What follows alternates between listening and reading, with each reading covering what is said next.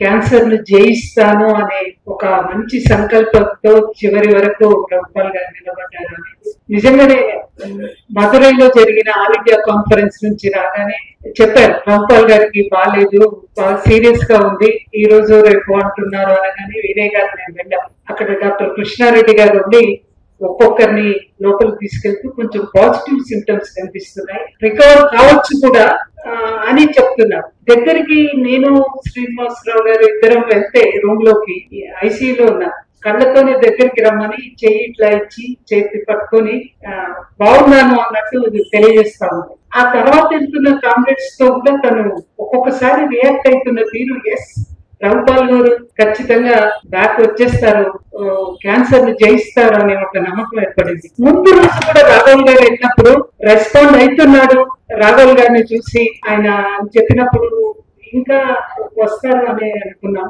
కానీ చివరి వరకు కూడా తను ఏ ఆశయం అయితే నమ్మిందో, ఏ లక్ష్యం కోసం పనిచేయాలనుకున్నారో చివరి అన్ని చూశారు రాఘవ్ గారు. ఆయన ఉద్యమ ప్రస్థానంలో, పార్టీ జీవితంలో, పార్టీ నగర కార్యదర్శిగా, ఉమ్మడి ఆంధ్రప్రదేశ్ లో రాష్ట్ర కమిటీ సభ్యులుగా, ఆ తర్వాత అందరూ ఆయా బాధ్యతల్లో ఎల్లకాలం ఉందాము, యూత్ వస్తా ఉంటారు, రిలీవ్ అవుతా ఉంటాము, ఆయా కాంప్లెక్స్ అవసరం ఎక్కడుంది, ఆయా స్కిల్స్ ని బట్టి వివిధ బాధ్యతల్లోకి వివిధ పార్టీలోకి వెళ్లి పనిచేస్తూ ఉంటాం. ఆ రిలీవ్ అయిన తర్వాత కూడా నగర కార్యదర్శిగా ప్రజాశక్తిలో తనకు అప్పగించి, తనకు రాయడం చదవడం బాగా వచ్చు, అక్కడ కూర్చొని తనకు అప్పగించిన బాధ్యతలు పూర్తి చేయడం. ఆ తర్వాత కాలంలో కూడా ఎస్ ఈ రోజున్న అవసరాల రీత్యా ఐప్సం ఇంకా స్ట్రెంథన్ చేయాలి, దాన్ని అన్ని జిల్లాల్లో కమిటీలు ఏర్పాటు చేయాలి అని చెప్పి దానికోసం అందరినీ సమాహితం చేయాలి. కామ్రేడ్ జి నాగేశ్వరరావు కావచ్చు, కామ్రేడ్ పిఎస్ఎన్ మూర్తి గారు కావచ్చు, అనేక మందిని అట్లా అందరినీ దాన్ని ఒక టీమ్ ని ఏర్పాటు చేసి రాష్ట్ర కేంద్రంలో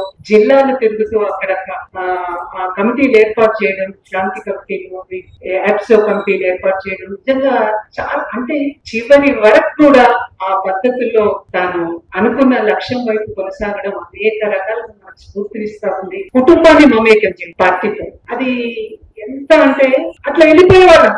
మన పార్టీ కామ్రేడ్స్ ఆ ఏరియాలో ఒక మీటింగ్ అయితే, ఆ మీటింగ్ అయిపోయిన తర్వాత కుటుంబం దగ్గరికి ఆ ఇంట్లో పోయి అక్కడ స్పెండ్ చేసేవాళ్ళం. ఆ పిల్లలని వాళ్ళందరినీ పార్టీతో లింక్ చేయడం. భారతి గారు, ఇప్పుడు కూర్చున్న వేదిక మీద సుప్రియ కావచ్చు, లక్ష్మి కావచ్చు, పద్మ, చిన్ను, హాస్పిటల్కి వెళ్తే ఇద్దరు డాక్టర్సే, కొడుకు కూడా చాలా బిజీగా ఉంటారు. కానీ రఘుపాల్ గారి విషయంలో పూర్తిగా వాళ్ళు కేంద్రీకరించిన తీరు, హెల్త్ పైన కానీ, కోవిడ్ టైంలో కానీ తీసుకున్న కేర్ అంటూ చాలా సందర్భాల్లో చెప్పేవాళ్ళు.